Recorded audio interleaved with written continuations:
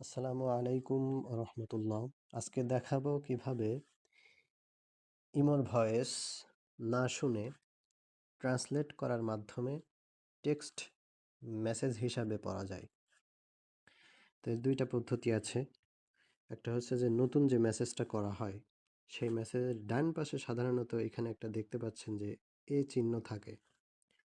তো সাধারণভাবে যদি এই এ চিহ্নর উপরে ক্লিক করা যায় তাহলে মেসেজটা অটোমেটিক ট্রান্সলেট হয়ে যায়।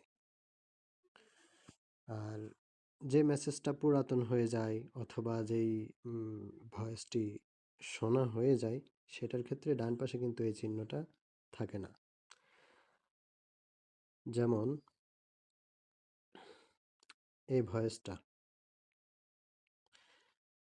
যদি শুনে ফেলানো হয়, আমাদের বাসায় দাওয়াত নাও, তাহলে কিন্তু ডান সাইড সবাই থেকে মিলে আমাদের বাসায় ওই বেড়াতে আসো। ট্রান্সলেট করার অপশনটি চলে যাবে। তো এখন যদি এটা আবার আমার মেসেজ হিসাবে পড়ার প্রয়োজন হয় তাহলে আমি কি করব? তো সেই ক্ষেত্রে এখানে এটাকে ক্লিক করে চাপ দিয়ে ধরে রাখতে হবে।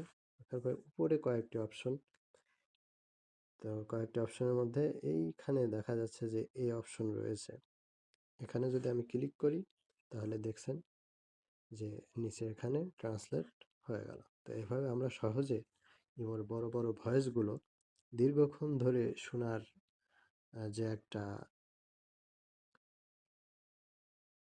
সময়, সেটাকে আমরা নষ্ট না করে আমরা চাইলে খুব সহজে ট্রান্সলেট করে টেক্সট মেসেজ হিসাবে খুব অল্প সময়ে পড়ে নিতে পারি।